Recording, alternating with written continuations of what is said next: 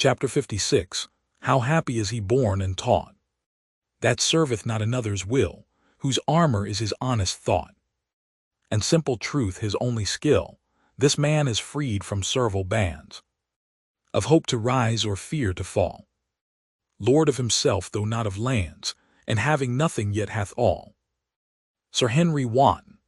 Dorothea's confidence in Caleb Garth's knowledge, which had begun on her hearing that he approved of her cottages, had grown fast during her stay at Freshitt, Sir James having induced her to take rides over the two estates in company with himself and Caleb, who quite returned her admiration, and told his wife that Mrs. Casaubon had a head for business most uncommon in a woman. It must be remembered that by business Caleb never meant money transactions, but the skillful application of labor. Most uncommon, repeated Caleb. She said a thing I often used to think myself when I was a lad. Mr. Garth, I should like to feel, if I lived to be old, that I had improved a great piece of land and built a great many good cottages, because the work is of a healthy kind while it is being done, and after it is done, men are the better for it. Those were the very words. She sees into things in that way. But womanly, I hope, said Mrs. Garth, half suspecting that Mrs. Casaubon might not hold the true principle of subordination. Oh, you can't think, said Caleb, shaking his head. You would like to hear her speak, Susan. She speaks in such plain words and a voice like music. Bless me. It reminds me of bits in the Messiah, and straightway there appeared a multitude of the heavenly host, praising God and saying, it has a tone with it that satisfies your ear. Caleb was very fond of music, and when he could afford, it went to hear an oratorio that came within his reach, returning from it with a profound reverence for this mighty structure of tones, which made him sit meditatively, looking on the floor and throwing much unutterable language into his outstretched hands. With this good understanding between them, it was natural that Dorothea asked Mr. Garth to undertake any business connected with the 3 farms and the numerous tenements attached to Lowick Manor. Indeed, his expectation of getting work for 2 was being fast fulfilled. As he said, business breeds, and one form of business which was beginning to breed just then was the construction of railways. A projected line was to run through Lowick parish, where the cattle had hitherto grazed in a peace unbroken by astonishment. And thus it happened that the infant struggles of the railway system entered into the affairs of Caleb Garth, and determined the course of this history with regard to 2 persons who were dear to him. The submarine railway may have its difficulties, but the bed of the sea is not divided among various landed proprietors, with claims for damages not only measurable but sentimental. In the 100 to which Middlemarch belonged, railways were as exciting a topic as the Reform Bill or the imminent horrors of cholera, and those who held the most decided views on the subject were women and landholders.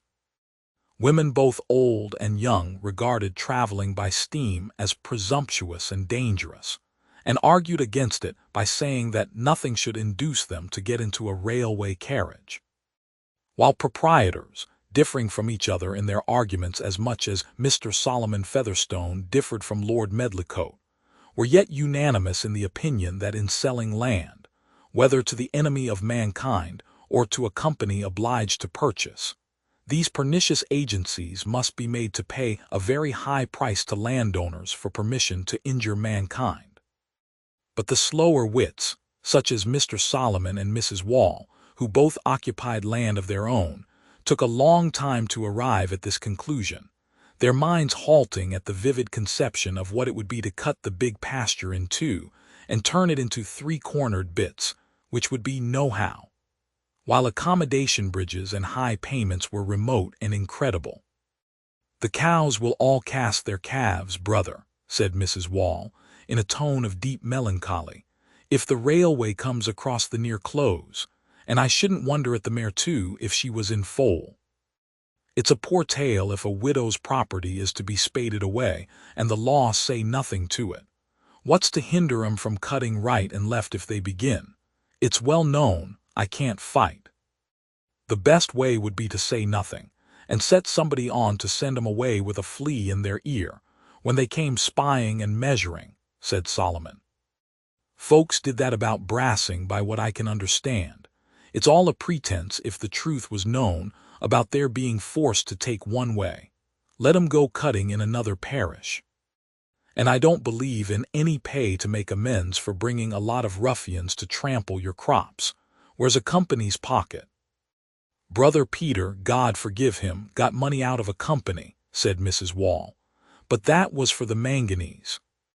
That wasn't for railways to blow you to pieces right and left." "Well, there's this to be said, Jane," Mr. Solomon concluded, lowering his voice in a cautious manner. "The more spokes we put in their wheel, the more they'll pay us to let 'em go on if they must come whether or not." This reasoning of Mr. Solomon's was perhaps less thorough than he imagined, his cunning bearing about the same relation to the course of railways as the cunning of a diplomatist bears to the general chill or catarrh of the solar system. But he set about acting on his views in a thoroughly diplomatic manner by stimulating suspicion.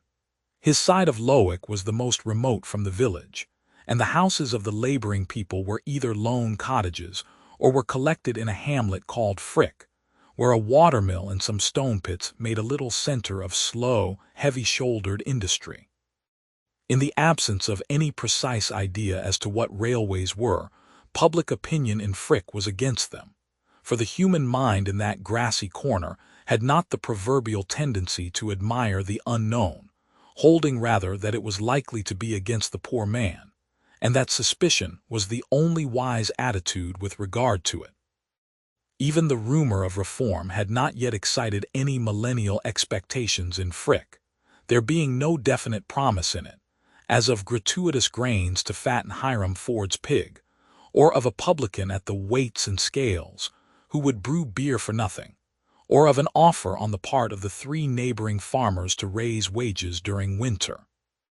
And without distinct good of this kind in its promises, reform seemed on a footing with the bragging of peddlers, which was a hint for distrust to every knowing person. The men of Frick were not ill-fed, and were less given to fanaticism than to a strong muscular suspicion, less inclined to believe that they were peculiarly cared for by heaven than to regard heaven itself as rather disposed to take them in, a disposition observable in the weather. Thus the mind of Frick was exactly of the sort for Mr. Solomon Featherstone to work upon, he having more plenteous ideas of the same order, with a suspicion of heaven and earth which was better fed and more entirely at leisure. Solomon was overseer of the roads at that time, and on his slow-paced cob often took his rounds by Frick to look at the workmen getting the stones there, pausing with a mysterious deliberation, which might have misled you into supposing that he had some other reason for staying than the mere want of impulse to move. After looking for a long while at any work that was going on, he would raise his eyes a little and look at the horizon. Finally, he would shake his bridle, touch his horse with the whip, and get it to move slowly onward. The hour hand of a clock was quick by comparison with Mr. Solomon, who had an agreeable sense that he could afford to be slow. He was in the habit of pausing for a cautious, vaguely designing chat with every hedger or ditcher on his way, and was especially willing to listen even to news which he had heard before, feeling himself at an advantage over all narrators in partially disbelieving them. One day, however, he got into a dialogue with Hiram Ford, a wagoner, in which he himself contributed information. He wished to know whether Hiram had seen fellows with staves and instruments spying about. They called themselves railroad people, but there was no telling what they were or what they meant to do. The least they pretended was that they were going to cut Lowick Parish into 6s and 7s. "Why, there'll be no stirrin' from one place to another," said Hiram, thinking of his wagon and horses. "Not a bit," said Mr. Solomon, "and cutting up fine land such as this parish, let 'em go into Tipton, say I. But there's no knowing what there is at the bottom of it. Traffic is what they put forward, but it's to do harm to the land and the poor man in the long run." "Why, they're Lunnon chaps, I reckon," said Hiram, who had a dim notion of London as a center of hostility to the country. "Aye, to be sure. And in some parts against Brassing, by what I've heard say, the folks fell on 'em when they were spying and broke their peepholes as they carry and drove 'em away, so as they knew better than come again." "It war good foon, I'd be bound," said Hiram, whose fun was much restricted by circumstances. "Well, I wouldn't meddle with 'em myself," said Solomon. "But some say this country's seen its best days, and the sign is, as it's being overrun with these fellows trampling right and left, and wanting to cut it up into railways. And all for the big traffic to swallow up the little, so as there shan't be a team left on the land, nor a whip to crack." "I'll crack my whip about their earn, afore they bring it to that, though," said Hiram, while Mr. Solomon, shaking his bridle, moved onward. Nettleseed needs no digging. The ruin of this countryside by railroads was discussed, not only at the weights and scales, but in the hay-field, where the muster of working hands gave opportunities for talk such as were rarely had through the rural year. One morning, not long after that interview between Mr. Fairbrother and Mary Garth, in which she confessed to him her feeling for Fred Vincy, it happened that her father had some business which took him to Yodrell's farm in the direction of Frick. It was to measure and value an outlying piece of land belonging to Lowick Manor, which Caleb expected to dispose of advantageously for Dorothea. It must be confessed that his bias was towards getting the best possible terms from railroad companies. He put up his gig at Yodrell's, and in walking with his assistant and measuring chain to the scene of his work, he encountered the party of the company's agents, who were adjusting their spirit level. After a little chat he left them, observing that by and by they would reach him again where he was going to measure. It was one of those gray mornings after light rains, which become delicious about 12 o'clock, when the clouds part a little, and the scent of the earth is sweet along the lanes and by the hedgerows. The scent would have been sweeter to Fred Vincy, who was coming along the lanes on horseback, if his mind had not been worried by unsuccessful efforts to imagine what he was to do. With his father on one side expecting him straightway to enter the church, with Mary on the other threatening to forsake him if he did enter it, and with the working-day world showing no eager need whatever of a young gentleman without capital and generally unskilled. It was the harder to Fred's disposition because his father, satisfied that he was no longer rebellious, was in good humor with him, and had sent him on this pleasant ride to see after some greyhounds. Even when he had fixed on what he should do, there would be the task of telling his father, but it must be admitted that the fixing which had to come first was the more difficult task. What secular avocation on earth was there for a young man, whose friends could not get him an appointment, which was at once gentlemanly, lucrative, and to be followed without special knowledge? Riding along the lanes by Frick in this mood, and slackening his pace while he reflected whether he should venture to go round by Lowick Parsonage to call on Mary, he could see over the hedges from one field to another. Suddenly a noise roused his attention, and on the far side of a field on his left hand, he could see 6 or 7 men in smock frocks with hay-forks in their hands making an offensive approach towards the 4 railway agents who were facing them, while Caleb Garth and his assistant were hastening across the field to join the threatened group. Fred, delayed a few moments by having to find the gate, could not gallop up to the spot before the party in smock frocks, whose work of turning the hay had not been too pressing after swallowing their midday beer, were driving the men in coats before them with their hay-forks. While Caleb Garth's assistant, a lad of 17, who had snatched up the spirit level at Caleb's order, had been knocked down and seemed to be lying helpless. The coated men had the advantage as runners, and Fred covered their retreat by getting in front of the smock frocks and charging them suddenly enough to throw their chase into confusion.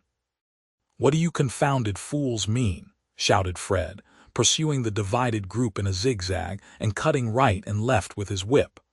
"I'll swear to every one of you before the magistrate."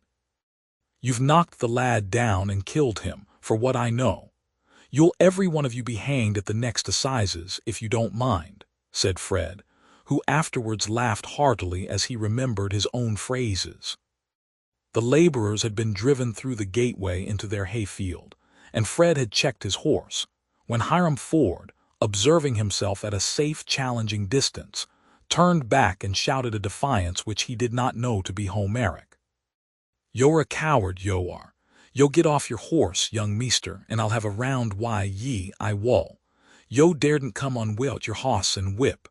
I'd soon knock the breath out on ye, I would.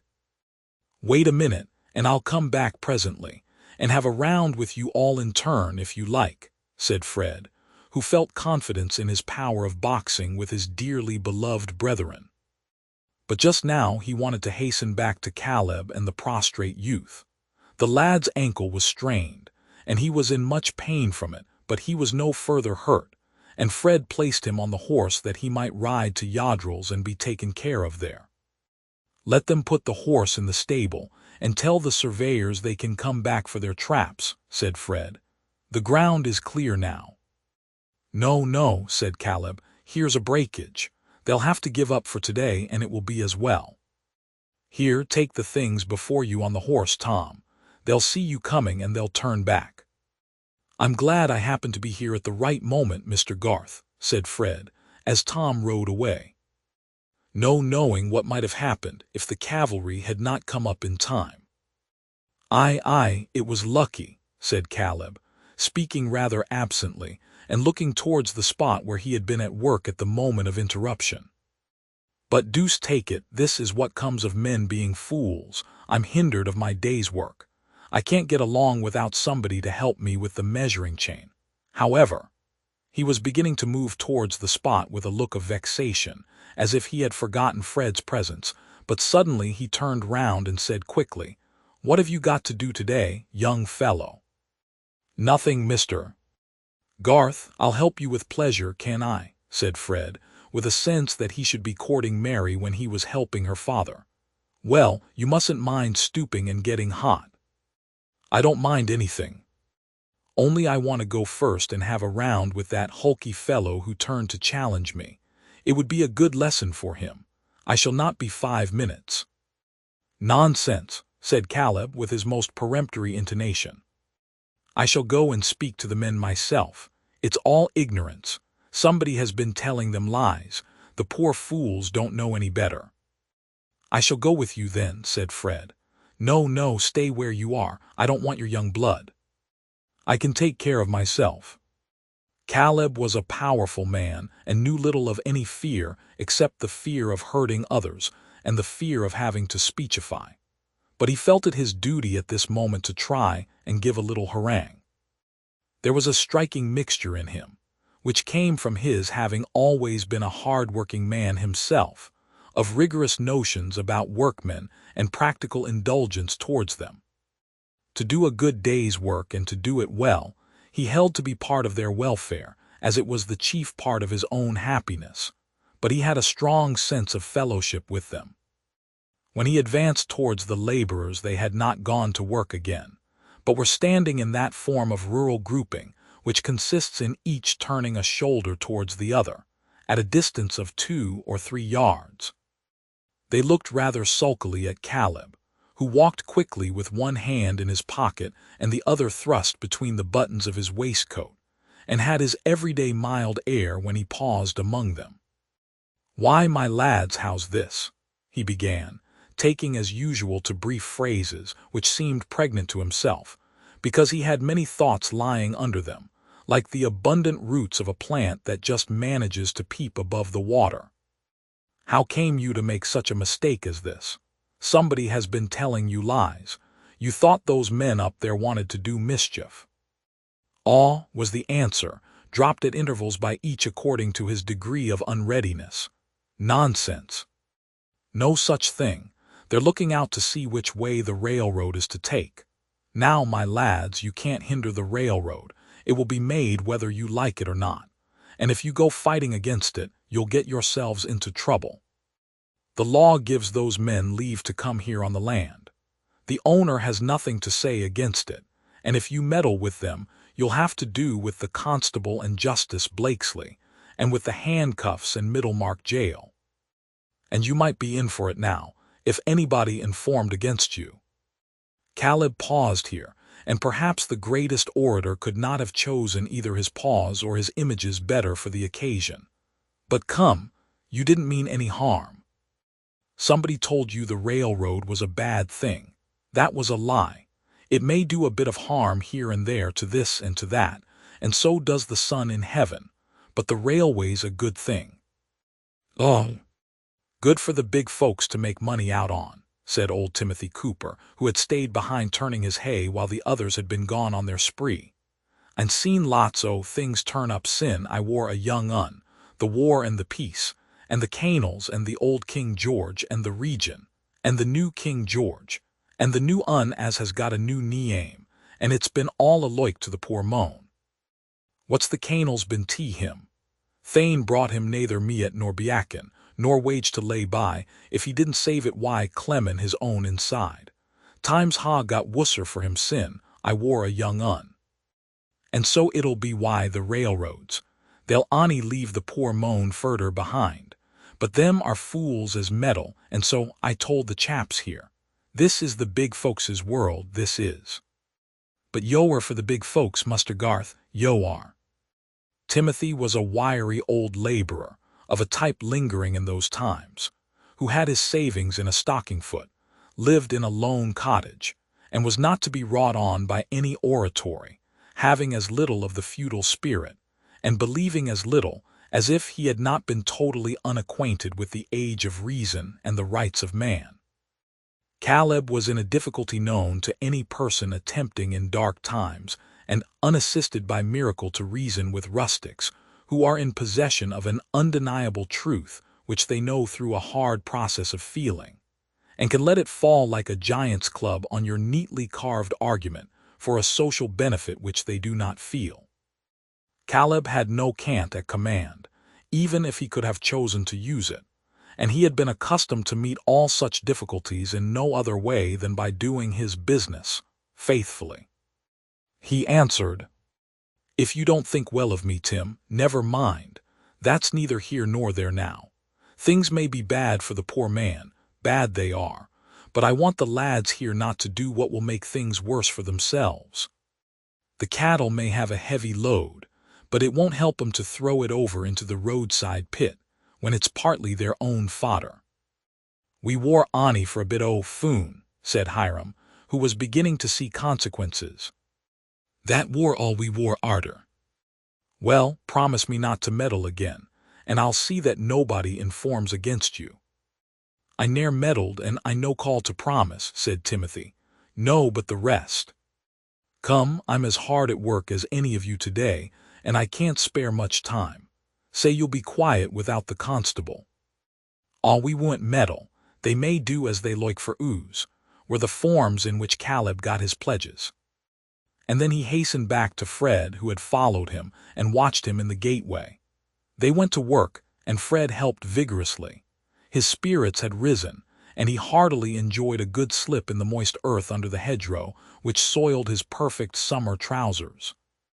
Was it his successful onset which had elated him, or the satisfaction of helping Mary's father? Something more.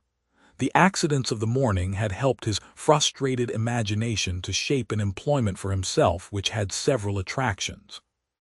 I am not sure that certain fibers in Mr. Garth's mind had not resumed their old vibration towards the very end which now revealed itself to Fred.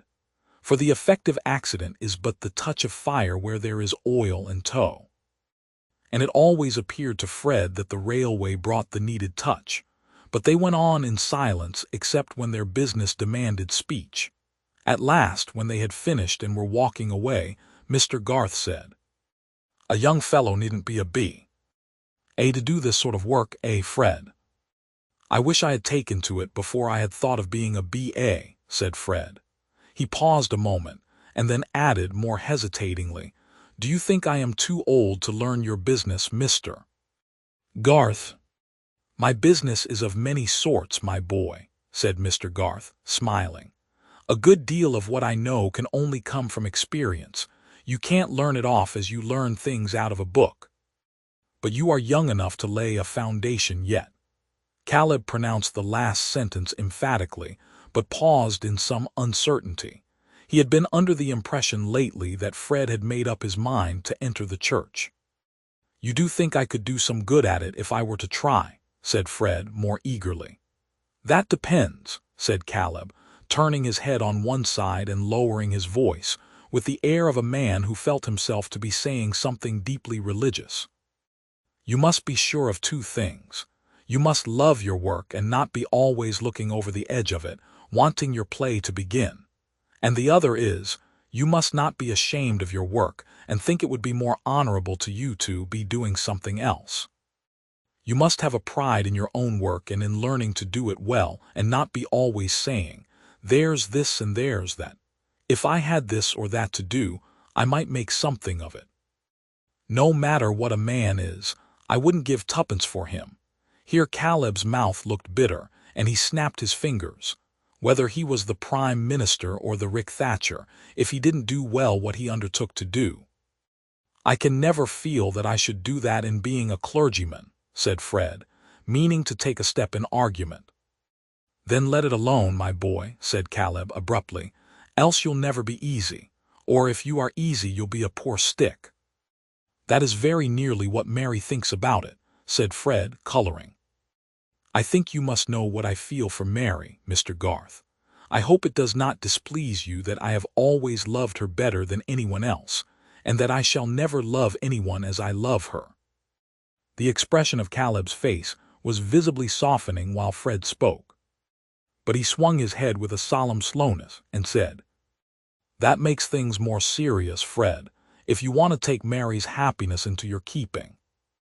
"I know that, Mr. Garth," said Fred eagerly, "and I would do anything for her. She says she will never have me if I go into the church, and I shall be the most miserable devil in the world if I lose all hope of Mary. Really, if I could get some other profession, business, anything that I am at all fit for, I would work hard. I would deserve your good opinion. I should like to have to do with outdoor things. I know a good deal about land and cattle already. I used to believe, you know, though you will think me rather foolish for it, that I should have land of my own. I am sure knowledge of that sort would come easily to me, especially if I could be under you in any way." "Softly, my boy," said Caleb, having the image of Susan before his eyes. "What have you said to your father about all this?" "Nothing yet. But I must tell him. I am only waiting to know what I can do instead of entering the church. I am very sorry to disappoint him, but a man ought to be allowed to judge for himself when he is 24. How could I know when I was 15 what it would be right for me to do now? My education was a mistake." "But hearken to this, Fred," said Caleb. "Are you sure Mary is fond of you or would ever have you? I asked Mr. Fairbrother to talk to her because she had forbidden me. I didn't know what else to do," said Fred apologetically. "And he says that I have every reason to hope if I can put myself in an honorable position, I mean out of the church. I dare say you think it unwarrantable in me, Mr. Garth, to be troubling you and obtruding my own wishes about Mary, before I have done anything at all for myself. Of course I have not the least claim. Indeed, I have already a debt to you which will never be discharged, even when I have been able to pay it in the shape of money." "Yes, my boy, you have a claim," said Caleb with much feeling in his voice. "The young ones have always a claim on the old to help them forward. I was young myself once and had to do without much help, but help would have been welcome to me if it had been only for the fellow-feeling's sake. But I must consider. Come to me tomorrow at the office at 9 o'clock. At the office, mind." Mr. Garth would take no important step without consulting Susan, but it must be confessed that before he reached home he had taken his resolution. With regard to a large number of matters about which other men are decided or obstinate, he was the most easily manageable man in the world. He never knew what meat he would choose, and if Susan had said that they ought to live in a 4-roomed cottage in order to save, he would have said, Let us go, without inquiring into details. But where Caleb's feeling and judgment strongly pronounced, he was a ruler, and in spite of his mildness and timidity in reproving, everyone about him knew that on the exceptional occasions when he chose, he was absolute. He never, indeed, chose to be absolute except on someone else's behalf. On 99 points Mrs. Garth decided, but on the 100th she was often aware that she would have to perform the singularly difficult task of carrying out her own principle, and to make herself subordinate. "It has come round as I thought, Susan," said Caleb, when they were seated alone in the evening. He had already narrated the adventure which had brought about Fred's sharing in his work, but had kept back the further result. "The children are fond of each other. I mean Fred and Mary." Mrs. Garth laid her work on her knee and fixed her penetrating eyes anxiously on her husband. "After we'd done our work, Fred poured it all out to me.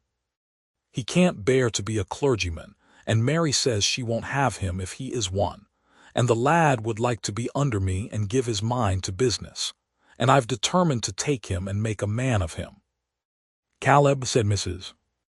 Garth in a deep contralto expressive of resigned astonishment.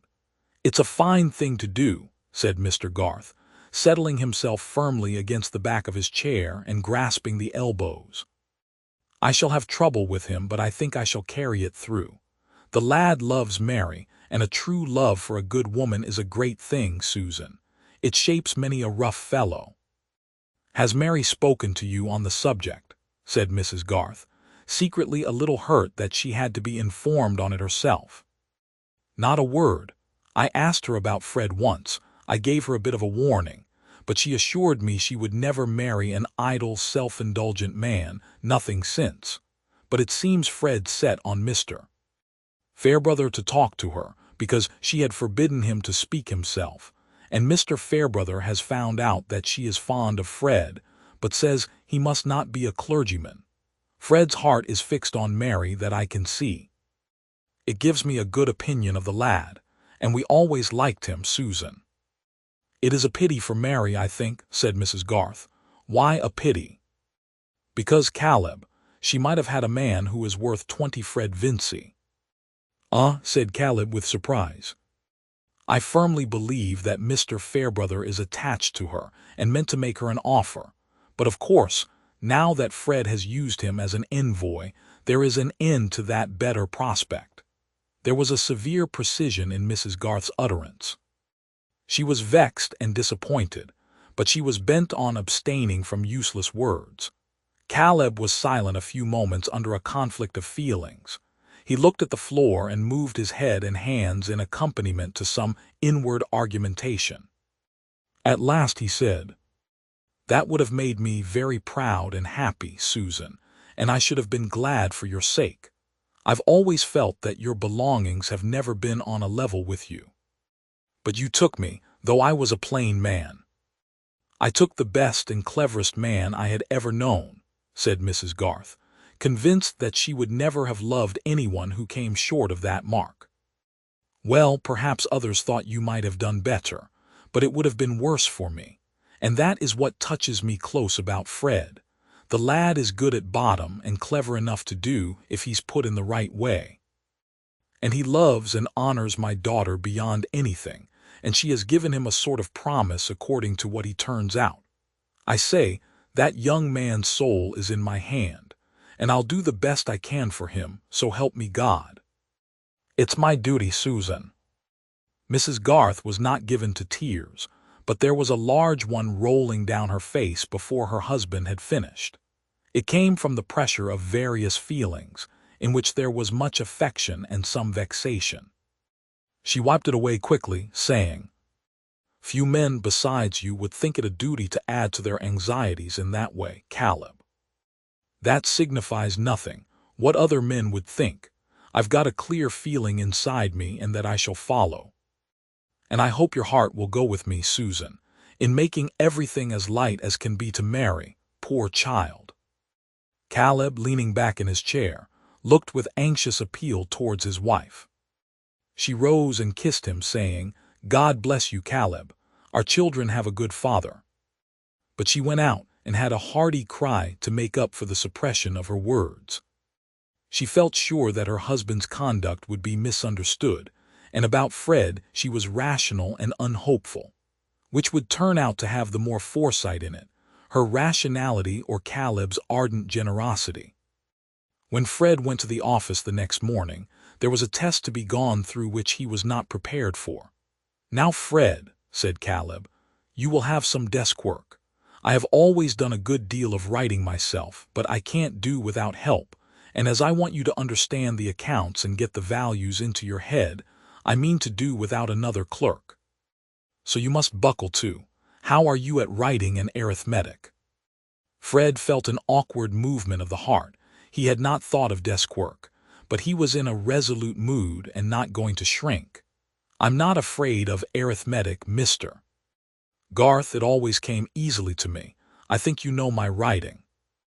"Let us see," said Caleb, taking up a pen, examining it carefully and handing it, well dipped, to Fred with a sheet of ruled paper. "Copy me a line or two of that valuation, with the figures at the end." At that time, the opinion existed that it was beneath a gentleman to write legibly, or with a hand in the least suitable to a clerk. Fred wrote the lines demanded in a hand as gentlemanly as that of any viscount or bishop of the day. The vowels were all alike, and the consonants only distinguishable as turning up or down. The strokes had a blotted solidity, and the letters disdained to keep the line. In short, it was a manuscript of that venerable kind easy to interpret when you know beforehand what the writer means. As Caleb looked on, his visage showed a growing depression, but when Fred handed him the paper he gave something like a snarl, and rapped the paper passionately with the back of his hand. Bad work like this dispelled all Caleb's mildness. "The deuce!" he exclaimed snarlingly. "To think that this is a country where a man's education may cost hundreds and hundreds, and it turns you out this." Then, in a more pathetic tone, pushing up his spectacles and looking at the unfortunate scribe, "The Lord have mercy on us, Fred. I can't put up with this." "What can I do, mister?" "Garth," said Fred, whose spirits had sunk very low, not only at the estimate of his handwriting, but at the vision of himself as liable to be ranked with office clerks. "Do? Why, you must learn to form your letters and keep the line." "What's the use of writing at all if nobody can understand it?" asked Caleb, energetically, quite preoccupied with the bad quality of the work. "Is there so little business in the world that you must be sending puzzles over the country? But that's the way people are brought up. I should lose no end of time with the letters some people send me if Susan did not make them out for me. It's disgusting." Here Caleb tossed the paper from him. Any stranger peeping into the office at that moment might have wondered what was the drama between the indignant man of business and the fine-looking young fellow whose blonde complexion was getting rather patchy as he bit his lip with mortification. Fred was struggling with many thoughts. Mr. Garth had been so kind and encouraging at the beginning of their interview that gratitude and hopefulness had been at a high pitch, and the downfall was proportionate. He had not thought of desk work. In fact, like the majority of young gentlemen, he wanted an occupation which should be free from disagreeables. I cannot tell what might have been the consequences if he had not distinctly promised himself that he would go to Lowick to see Mary and tell her that he was engaged to work under her father. He did not like to disappoint himself there. "I am very sorry," were all the words that he could muster, but Mr. Garth was already relenting. "We must make the best of it, Fred," he began, with a return to his usual quiet tone. "Every man can learn to write. I taught myself. Go at it with a will and sit up at night if the daytime isn't enough. We'll be patient, my boy. Callum shall go on with the books for a bit while you are learning." "But now I must be off," said Caleb, rising. "You must let your father know our agreement. You'll save me Callum's salary, you know, when you can write, and I can afford to give you £80 for the first year and more after." When Fred made the necessary disclosure to his parents, the relative effect on the two was a surprise which entered very deeply into his memory. He went straight from Mr. Garth's office to the warehouse, rightly feeling that the most respectful way in which he could behave to his father was to make the painful communication as gravely and formally as possible. Moreover, the decision would be more certainly understood to be final if the interview took place in his father's gravest hours, which were always those spent in his private room at the warehouse. Fred entered on the subject directly, and declared briefly what he had done and was resolved to do, expressing at the end his regret that he should be the cause of disappointment to his father, and taking the blame on his own deficiencies. The regret was genuine, and inspired Fred with strong, simple words. Mr. Vincey listened in profound surprise without uttering even an exclamation, a silence which in his impatient temperament was a sign of unusual emotion. He had not been in good spirits about trade that morning, and the slight bitterness in his lips grew intense as he listened. When Fred had ended, there was a pause of nearly a minute, during which Mr. Vincey replaced a book in his desk and turned the key emphatically. Then he looked at his son steadily and said, "So you've made up your mind at last, sir?" "Yes, father." "Very well, stick to it. I've no more to say.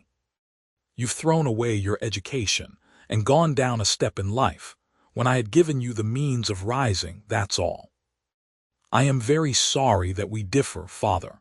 I think I can be quite as much of a gentleman at the work I have undertaken as if I had been a curate. But I am grateful to you for wishing to do the best for me. Very well, I have no more to say. I wash my hands of you. I only hope, when you have a son of your own, he will make a better return for the pains you spend on him." This was very cutting to Fred. His father was using that unfair advantage possessed by us all when we are in a pathetic situation and see our own past as if it were simply part of the pathos. In reality, Mr. Vincey's wishes about his son had had a great deal of pride, inconsiderateness, and egoistic folly in them. But still, the disappointed father held a strong lever, and Fred felt as if he were being banished with a malediction. "I hope you will not object to my remaining at home, sir," he said, after rising to go. "I shall have a sufficient salary to pay for my board, as of course I should wish to do." "Board be hanged," said Mr. Vincey, recovering himself in his disgust at the notion that Fred's keep would be missed at his table. "Of course your mother will want you to stay, but I shall keep no horse for you, you understand, and you will pay your own tailor. You will do with a suit or two less, I fancy, when you have to pay for 'em." Fred lingered. There was still something to be said. At last it came. "I hope you will shake hands with me, father, and forgive me the vexation I have caused you." Mr. Vincey from his chair threw a quick glance upward at his son, who had advanced near to him, and then gave his hand, saying hurriedly, "Yes, yes, let us say no more." Fred went through much more narrative and explanation with his mother. But she was inconsolable, having before her eyes what perhaps her husband had never thought of, the certainty that Fred would marry Mary Garth, that her life would henceforth be spoiled by a perpetual infusion of Garths and their ways, and that her darling boy, with his beautiful face and stylish air, beyond anybody else's son in Middlemarch, would be sure to get like that family in plainness of appearance and carelessness about his clothes. To her it seemed that there was a Garth conspiracy to get possession of the desirable Fred, but she dared not enlarge on this opinion, because a slight hint of it had made him fly out at her as he had never done before. Her temper was too sweet for her to show any anger, but she felt that her happiness had received a bruise, and for several days merely to look at Fred made her cry a little as if he were the subject of some baleful prophecy. Perhaps she was the slower to recover her usual cheerfulness, because Fred had warned her that she must not reopen the sore question with his father, who had accepted his decision and forgiven him. If her husband had been vehement against Fred, she would have been urged into defense of her darling. It was the end of the 4th day when Mr. Vincey said to her, "Come, Lucy, my dear, Don't be so downhearted. You always have spoiled the boy, and you must go on spoiling him. Nothing ever did cut me so before, Vincey, said the wife, her fair throat and chin beginning to tremble again. Only his illness. Pooh, never mind.